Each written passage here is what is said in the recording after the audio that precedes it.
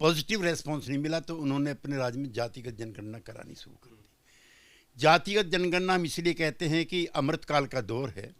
75 वर्षों में सभी वर्गों को, सभी वंचित समूहों को, जो तनहीन हैं, मनहीन हैं, धनहीन हैं, उनको जानने का अधिकार है कि उनके एम्पावरमेंट के लिए क्या क्या योजना आई हैं। सही से फायदा क्या होगा? अगर मैं बात करूं कि ये जातिगत जनगणना हो गई, लेकिन फायदा क्या? आप मेरी पूरी बात नहीं सुन रहे हैं। उन वर्गों को, उन समूहों को ये जानने का अधिकार तो है कि हमारे वर्गों के लिए कितनी योजनाएं बनी, कितना धनराशि का आवंटन हुआ।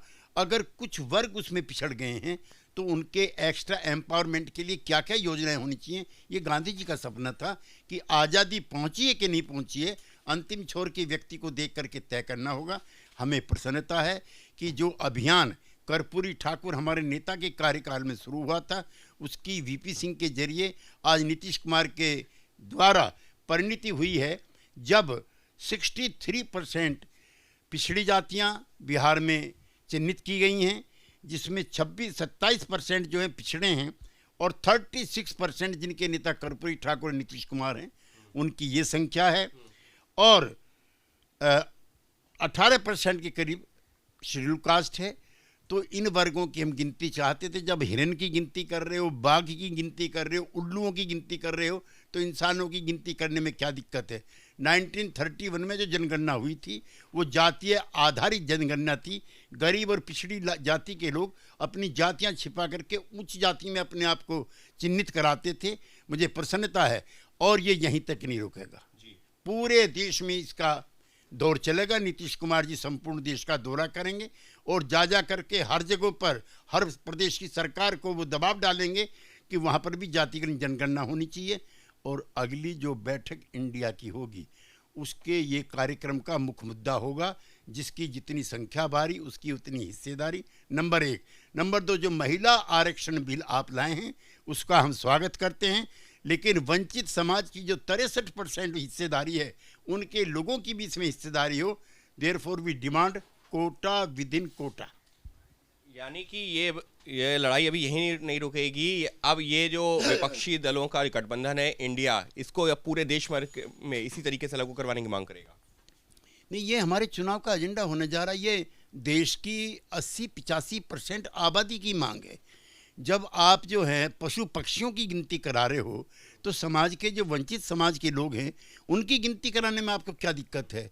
अगर वो इस दौड़ में पीछे रह गए हैं तो उनको थोड़ा सा साहस या पुश करने में आपको क्या दिक्कत है। राज्य की कल्पना क्या है, स्टेट की कल्पना क्या है, उसी के अनुरूप हम चाहते हैं कि जो वर्ग वंचित रह गए हैं, और सरकार को चाहे कि रोहिणी कमीशन के रिकमेंडेशंस लागू करे जिसमें पिछड़ों के अंदर जो अति पिछड़े हैं उनका भी एम्पावरमेंट हो। तो सर, ये चुनावी मुद्दा भी बनने जा रहा है। और क्या अब जो टिकटों का डिस्ट्रीब्यूशन है या तमाम योजनाएं हैं वो भी इसी आधार पर, जिस अनुपात में जो है ये नतीजे सामने आए, लोगों को मिलेंगे? देखिए, जब भी सामाजिक न्याय की पक्षधर पार्टियां दिल्ली में सत्तारूढ़ होती हैं, राज्यों में सत्तारूढ़ होती हैं, तो सामाजिक परिदृश्य भी बदलता है, विधानसभा का भी और लोकसभा का भी। तो सर, अब इसको ये मान लिया जाए कि ये एक शुरुआत हो गई है, फिर चाहे वो बिहार के चुनाव हों, फिर चाहे वो लोकसभा चुनाव हों, सबसे बड़ा मुद्दा अब यही बनने जा रहा है। ये भी मुद्दा है और महिला आरक्षण में कोटा विद इन कोटा भी मुद्दा है। और 10% का जो EWS है उसमें भी जो गरीब लोग हैं उनको भी मुख्यधारा का हिस्सा बनाया जाए, उसके लिए भी जनता दल ने मांग की है। और इसी वजह से अब जो है केसी त्यागी साहब इसको एक मास्टर स्ट्रोक करार दे रहे हैं। वजह यही है कि वो वर्ग जो जिसके बारे में कभी कोई जानकारी नहीं थी, शोषित था, वंचित था, अब वो आंकड़े सामने आ गए हैं। और अब तो उससे आगे की बात हो रही है कि देश भर में इसी तरीके से जाति जनगणना की मांग की जाएगी। विपक्ष इसको मुद्दा बनाएगा, चुनावी मुद्दा भी बनेगा। और साथ ही कोटा विद इन कोटा की जो लगातार बात हो रही, फिर चाहे वो महिला आरक्षण में, फिर चाहे वो जो और आरक्षण हमको मिले हुए आर्थिक आधार पर आरक्षण, उनकी बात की जाए तो उसमें भी अब कोटा विद इन कोटा की भी बात शुरू हो गई है। और इसी वजह से कहा जा रहा है इसको नीतीश कुमार का एक मास्टर स्ट्रोक JDU की तरफ से।